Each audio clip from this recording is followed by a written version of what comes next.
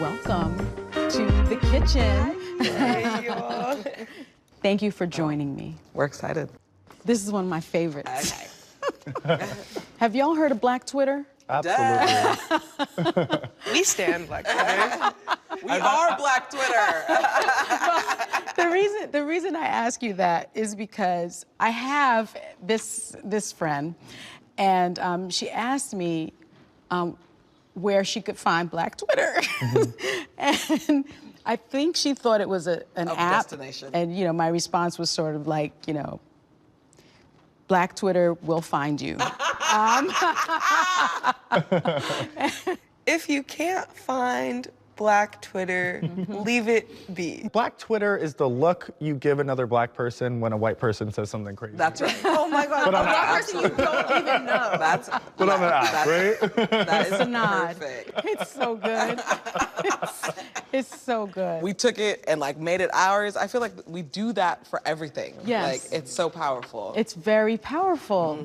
I mean, it's also, I mean, when it comes to serious manners, it alleviates the situation, which is much needed, you know. Honestly, life, I think, especially for people in my generation, I feel like sometimes I don't even have a second to myself, especially just with every major event that's been happening, basically damn near like week after week at this point. I'm not Gen Z, I'm millennial. And when I speak to mostly Gen Z audiences, I'm always reminding myself, like, these children were children when at the launch of BLM, like 7, 8 years old.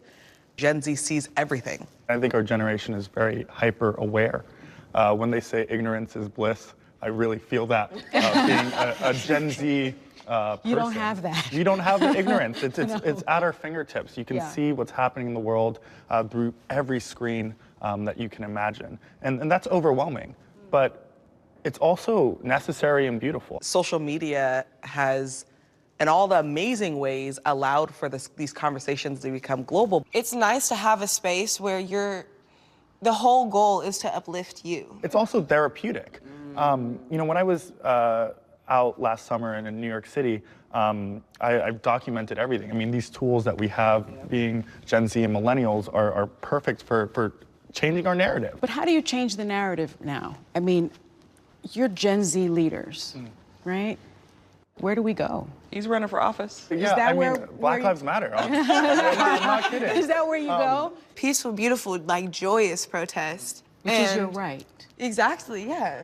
Look, we're here, like, you're not gonna ignore our needs. I have to fight so hard as a Black woman to just be free. Gen Z is really going through it. Really going through it. My kids are Gen Z. I know I don't look like I have Gen Z kids, but I do. And that's the thing, it's like, sometimes you have to laugh so that you don't cry. Absolutely. Especially as a community. Yeah. And I have found Black Twitter to be so therapeutic. Yeah. Absolutely. Oh my God. I'm gonna go on after this. Yeah, me too. So I'm gonna ask each one of you, when was the moment when you knew that you're Black? I love this question. And I'll start with you. We were learning about slavery in elementary school. And two boys who I thought were my best friends came up to me and they called me the N-word. Because I feel like, and maybe you all know this as Black folks, like, you may not know what a word is necessarily, but the way it hits you, that it hit me like a ton of bricks. And I literally crumbled and I sobbed. And I remember that day changed everything for me. It changed how I saw those boys, how I saw myself, how I saw other Black people. I grew up in an extremely pro-Black household, thankfully. My grandfather, the late Teddy Van, was a Grammy Award-winning music producer. Him and my mom wrote a song back in the 70s called Santa Claus is a Black Man. He like made Isn't this he? own, yeah. So I think it was always, you know, who I was and what I acknowledged, because the color of my skin meant greatness, and I was so thankful for that. When was the moment, Tianna, when you knew you were Black?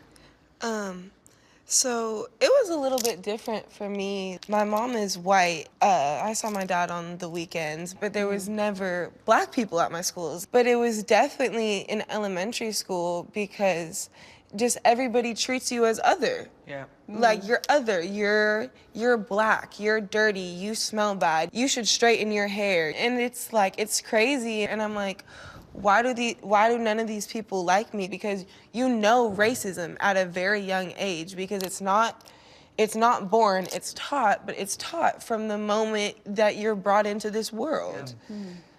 This has been beautiful. Thank you so much. Well, have y'all had fun in the kitchen? Oh my Absolutely. God. It's been I'm full. Yeah. You're full? Yeah. You see? We didn't even need any food.